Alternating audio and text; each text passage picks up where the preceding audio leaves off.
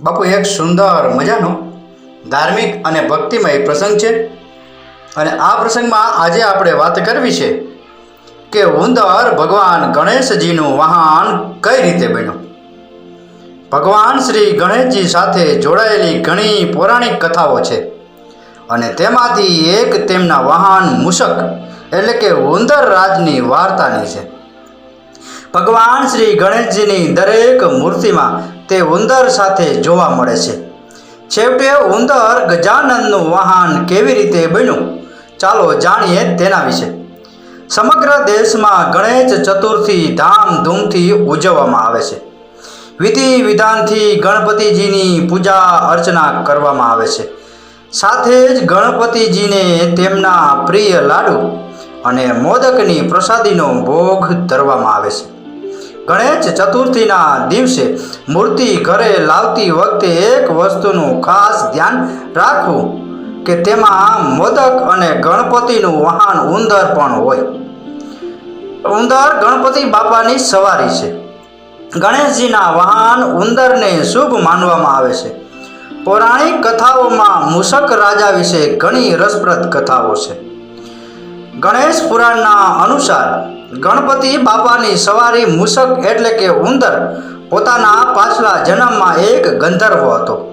તેનું અસલી નામ ક્રોચ હતું। એક વખત ક્રોચ દેવરાજ ઇન્દ્રની સભામાં પહોંચ્યો અને ભૂલથી તેનો પગ મુનિ વામદેવ ઉપર પડી ગયો। મુનિ વામદેવને ક્રોચનો આ વ્યવહાર અયોગ્ય લાગ્યો અને તેમણે ક્રોધમાં ઉંદર બનવાનો શ્રાપ આપી દીધો। મુનિ વામદેવના શ્રાપ પછી ક્રોચ તે જ સમયે ઉંદર બની ગયો।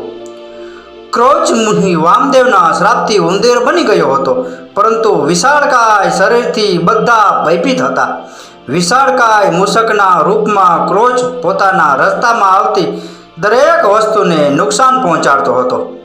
એક વખત ક્રોચ પરાશર ઋષિના આશ્રમમાં પહોંચી ગયો અને ત્યાં તોફાન મચાવી દીધું હતું। ક્રોચ મુનિ વામદેવના શ્રાપથી ઉંદર તો બની ગયો, પણ તેનું વિશાળકાર શરીર કોઈને પણ ભયભીત કરવા માટે પૂરતું હતું।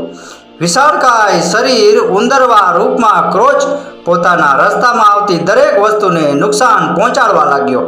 આ બધું કરતા એક દિવસ ક્રોચ પરાશર ઋષિના સાથે આશ્રમમાં પહોંચ્યો અને તબાહી મચાવી દીધી હતી।